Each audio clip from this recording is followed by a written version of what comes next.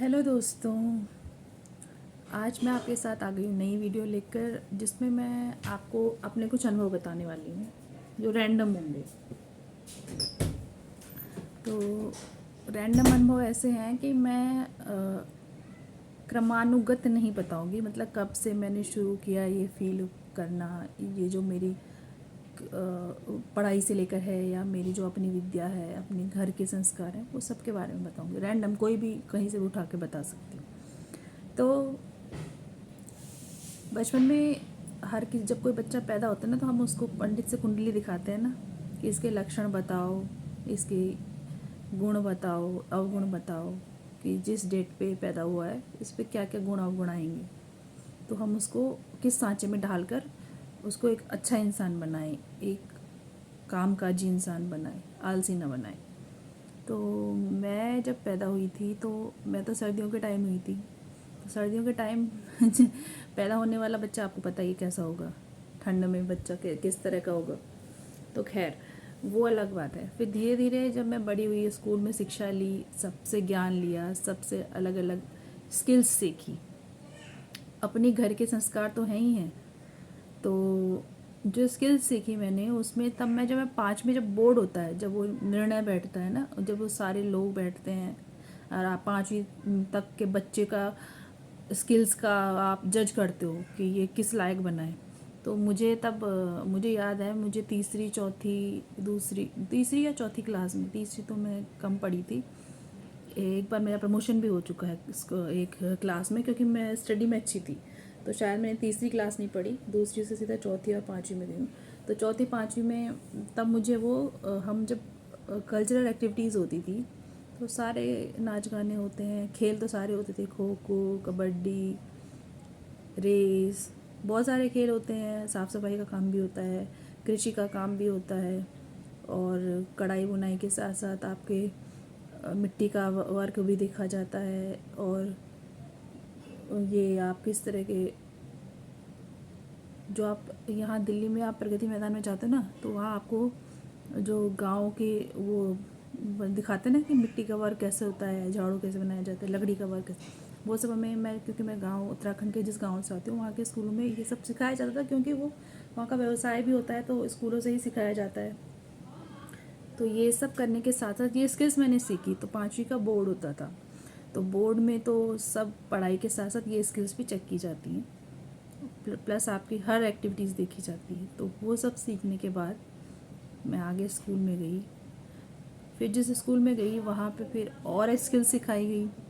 हर गुरु ने, हर टीचर ने अलग अलग स्किल सिखाई, लड़ना भी सिखाया, डिफेंस मैकेनिज्म भी सिखाया, बोलना भी सिखाया। तो आप सब स्किल सीखते हो, धीरे धीरे आपका दिमाग ना परिपक्व होता जाता है। तो हमें ये सिखाया जाता था। तो इतना सब सीखने के बाद फिर जब मैं इंटर कॉलेज में गई, फिर वहाँ पे भी और स्किल्स में थोड़ा निखार लाने के लिए कहा गया। तो निखार लाते लाते ये सब पढ़ाई की स्किल्स आपको किताबों से या प्रयोग करके या सामने यथार्थ रूप में सिखाया जाता था। उस टाइम कंप्यूटर, टीवी पे हम इतना भरोसा करते नहीं थे, क्योंकि डिजिटल मार्केटिंग अब जाके पढ़ रही हूँ, या ये सब चीज़ें अब जाके कॉलेज में आगे जाके पढ़ाएगी। वहाँ पे उत्तराखंड में इतना कम पढ़ाया जाता है इसके बारे में, वो एक एंटरटेनमेंट का माध्यम होता है बस। तो वहाँ मैंने सीखा ये सब।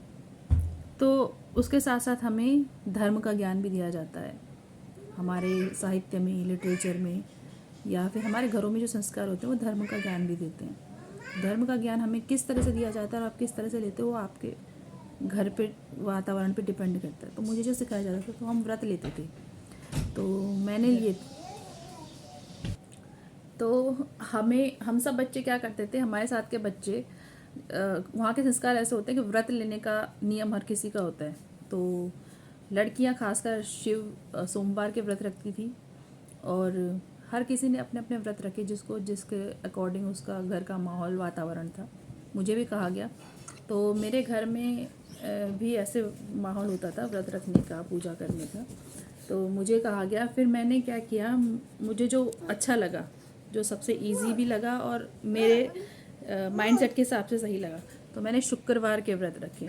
तो मैंने, लोग कहते हैं 16 सोमवार के रखो, 16 शुक्रवार के रखो, आपकी इच्छा पूर्ण होगी। आपकी इच्छा कोई भी हो सकती है, शादी की हो, पढ़ाई की हो, नौकरी की हो, कुछ भी हो सकती है। विशेषकर वो शुक्रवार के व्रत शादी के लिए होते हैं। 16 रखोगे अगर तो मैंने तो रखे, तो मैं तो छोटी क्लास में थी, 8 9 में थी, स्कूल पढ़ रही थी, तो मैंने शादी के लिए नहीं रखा था, मैंने पढ़ाई के लिए रखा था। पढ़ती गई पढ़ाई भी पे कंसंट्रेशन भी बढ़ती गई, अच्छी पढ़ाई भी होती गई, नंबर भी अच्छी लाती गई। तो वो मैं रखे मेरे को 7 8 साल तक हो गए, तो मैंने काफ़ी व्रत रखे हैं उसके। तो उस हिसाब से संतोष, शुक्र ग्रह, पता नहीं, ये इतना डिटेल मुझे पता नहीं है, किसी पंडित से पूछना पड़ेगा कि शुक्रवार के व्रत रखने से आपके पास क्या शक्तियाँ आती है। तो मैंने रखे, काफ़ी अच्छा लगा मुझे। धीरे धीरे मैं ऐसे ही, तो फिर उनका अध्यापन भी किया मैंने, और पढ़ाई का जितना मुझे शक्तियाँ मिलनी थी, नॉलेज मिलनी थी, मिलती गई। सर्टिफिकेट ना मिला हो उसका मुझे गम नहीं है। ऐसे ही आगे जाके अगर आपका, फिर आप पंडितों से भी, पंडित जितने भी हैं उनसे भी नॉलेज ले लिया कीजिए कि आपका अगर हेल्थ में कहीं गड़बड़ होती है तो आपको लेना चाहिए, धर्म का ज्ञान भी होना चाहिए। क्योंकि डॉक्टर के पास आप पैसे खर्च करते हो कई बार, तो इलाज नहीं मिलता है, कई बार इलाज लगता नहीं है, मिल भी जाए तो लगता नहीं है। तो आपको अपने शरीर को ढालना पड़ता है, अपने शरीर की शक्तियों को बैलेंस करना पड़ता है। वो योग, तपस्या या कुछ ऐसे अनुसंधान करके ही होता है।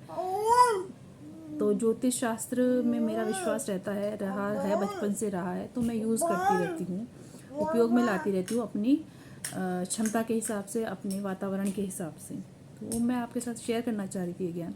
तो फिर मैंने जब फिर कभी जब पढ़ाई का स्ट्रेस ज़्यादा हो जाता था, मैं दवाइयाँ भी खाती थी, मैं खाने पीने में भी परहेज करती थी, तो स्ट्रेस नहीं जाता था।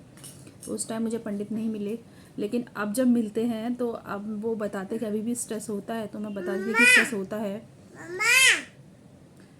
तो उस स्ट्रेस को मिटाने के लिए मैं उनसे पूछती रहती हूँ क्या करना चाहिए। तो मुझे सबसे अच्छा सबसे अच्छा उपाय उन्होंने बताया कि आप व्रत रखना शुरू कर दो। आप किसी भी व्रत वार के रख सकते हो जो आपके, जिस पे आपकी आस्था है।